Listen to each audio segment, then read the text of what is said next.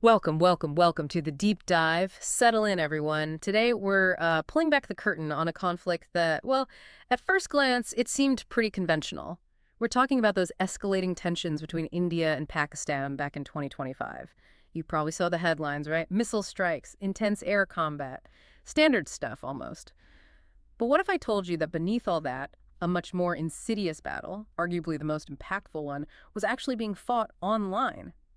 In the digital realm. Exactly. This wasn't just, background noise or online arguments. It was a deliberate information war.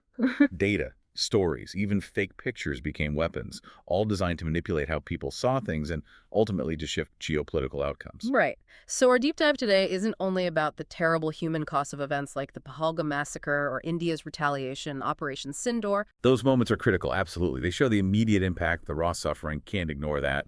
But our main mission here is really to unpack this incredibly sophisticated disinformation campaign, the one allegedly run by a major global power during that whole volatile period. Yeah, that's the core.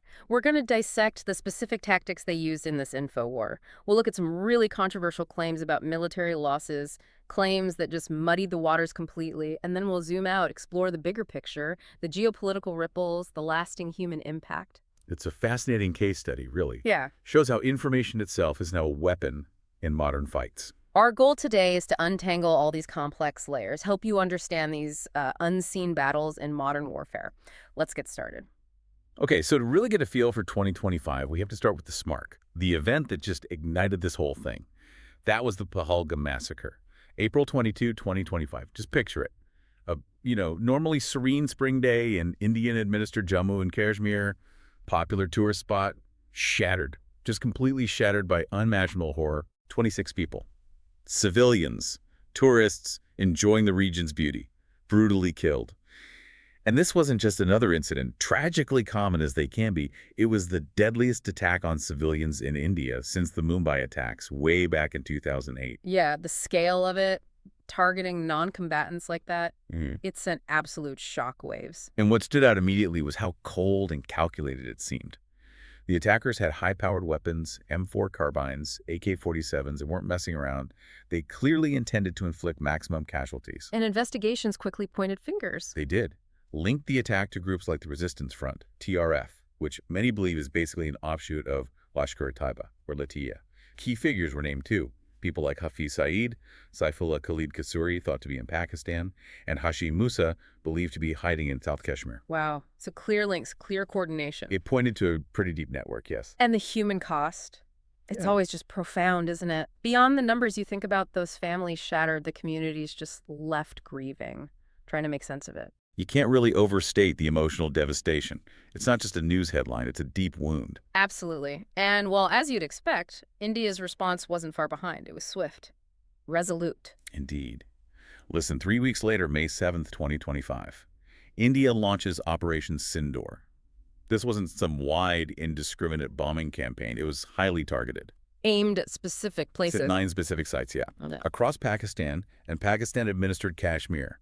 Intelligence suggested these were facilities used by groups like Jaish-e-Mohammed and Lashkar-e-Taiba, the very groups linked back to Pahalgam. Also, direct response. Right. India was very clear publicly, precision missile and airstrikes, and they claimed no civilian targets were hit. But, as often happens, Pakistan immediately countered. They reported civilian casualties, damage, even to religious sites. So the narrative war kicked off almost instantly, even before the big digital campaign really spun up. Man, those must have been incredibly tense days. Real brinkmanship. Felt like it could escalate any second. It really did. But what's interesting is how quickly things actually de-escalated. By May 11th, just 4 days after Operation Sindoor started, a ceasefire was announced.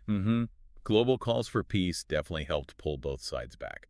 So the immediate shooting seemed to stop, maybe surprisingly fast. It did. But if that was just the surface, what was brewing underneath? How did this hidden layer start to come out? Right, and that's exactly where this French intelligence report enters the picture. Came out around July 2025, just as things had sort of calmed down on the surface. And this report, it dropped a bombshell, really. It highlighted this significant, sophisticated disinformation campaign running parallel to the fighting. A hidden war, essentially. Precisely. And the allegation was stark. Yeah. A major global power was actively, deliberately trying to undermine India's military image, exploiting the confusion of the conflict for its own strategic benefit. And it had a specific target, didn't it, this campaign? It did. The crosshairs were firmly on the performance of India's French-made Rafale jets. Which are top-tier aircraft, highly respected globally. Yeah. Exactly. State-of-the-art multi-role fighters. But the core false story, the narrative being pushed really aggressively, was that Pakistan had shot down 5 Rafales. 5. On the very first day of Operation Sindoor. 5, that's a huge claim, designed to shock, clearly, to sow doubt immediately. Absolutely. 5 of these advanced jets, supposedly gone in a flash. How did they try to spread this narrative? What were the tactics? Oh, well, it was calculated. Yeah. And definitely multi-pronged. First, you had this relentless diplomatic lobbying effort. We saw Chinese defense attachés in embassies around the world. Oh, interesting. China. Yes, particularly active in countries like Indonesia. Now, Indonesia had already bought Rafales and was thinking about buying more. These attachés were actively lobbying against more Rafale purchases. Not just promoting their own stuff, but actively dissing the competition. Explicitly pushing Chinese jets like the J-10 by directly trying to discredit the Rafale. It was a sophisticated play to erode confidence in Western tech and boost their own. Wow. So it wasn't just about sales. It was strategic undermining on a global stage, using the fog of war. It's like a high-stakes geopolitical sales pitch. Hey, hear about that other guy's product. Terrible record, apparently. Ours. Reliable. Definitely not getting shot down. That's a pretty good analogy for the diplomatic side, yeah. But it wasn't just happening in quiet meetings, right? There was a big online push, too. Oh, absolutely. The digital offensive was just as intense, maybe even more pervasive. It really showed how information warfare has evolved. They used the whole playbook. Social media bots, thousands of them, AI-generated content, manipulated photos. Fake pictures. Fake pictures designed to look real. Even video game footage, carefully edited to look like combat. Trying to show Chinese jets winning dogfights against Rafales. Video game footage? Seriously? I mean, seriously. The scale was massive. Over 1,000 new social media accounts popped up, all pushing these narratives about Chinese tech superiority and Rafale failures.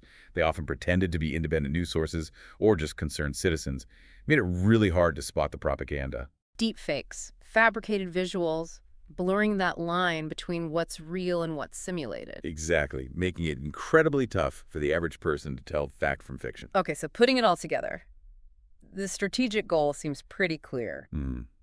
Dent. The Rafale's reputation is a big symbol of Western military tech, right? Right. And of course, boost sales for Chinese jets. In the global arms market, reputation, whether it's real or manufactured, is huge. If you convince buyers the other guy's top product is flawed, you've won half the battle without even firing a shot in the traditional sense. And this brings us right into the fog of war. The sheer difficulty of verifying anything during a conflict, especially when you've got this kind of active, well-funded disinformation campaign running alongside it. So what was India's official line on losses? India's stance through General Anil Chauhan was basically acknowledging some jet losses. That happens in combat. But he was firm. Pakistan's claims of 6 jets down, including 3 Rafales, he dismissed those as pure fabrication. Right, but then things get murky for people trying to follow this because there were images and reports coming out, even from some reputable international news outlets, suggesting at least 1 Rafale might have been downed, which would be its first ever combat loss. Correct. There were reports of debris found, possibly matching a specific serial number, BS001. That added some specific detail. But Pakistan stuck to its story of downing 5. They did. And then you had Eric Trappier, the CEO of Dassault, the French company making the Rafale. He came out with a very strong denial, called the claims inaccurate, basically said it was a smear campaign. So who do you believe? How do you figure out the truth in that kind of mess? That's the critical question, isn't it? Yeah. This whole situation just perfectly highlights how hard it is to verify military claims. Especially when both sides are fighting intense narrative battles, and then you throw in external disinformation campaigns on top. Yeah, it shows how information itself gets twisted.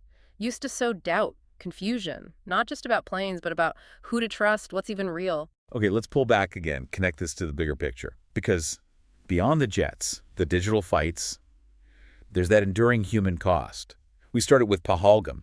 And it's crucial. We don't forget that. 26 lives lost. Exactly. Behind every strategic move, every claim, every bit of disinformation, real lives, real communities shattered. That devastation is immense. And think about the psychological tool, too.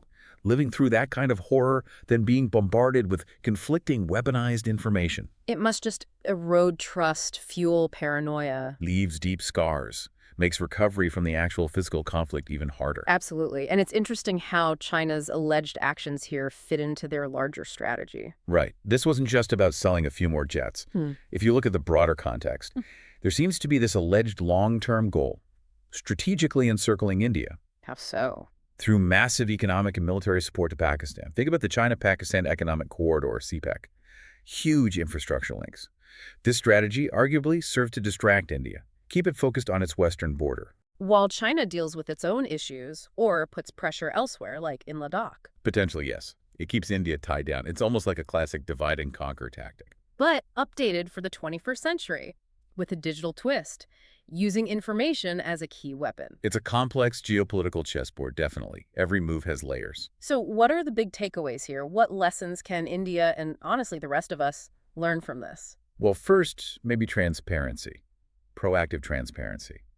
India was initially hesitant to admit any losses. That might have actually helped the disinformation spread. How so? Perhaps a more controlled disclosure early on, admitting verifiable minor incidents while strongly debunking the bigger lies. Could build trust, make the public less susceptible to the wilder claims. Possibly. It's about trying to own the narrative, even the tough parts. Okay, what else? Second, and this is huge, robust cyber defenses and offensive info war capabilities too. This whole episode just screams that countries like India need to invest heavily, not just blocking bad stuff, but actively countering it, monitoring these campaigns, exposing their tactics, pushing back with facts. Defending public discourse itself, not just computer systems. Precisely. And a third lesson. Diversification in defense buying.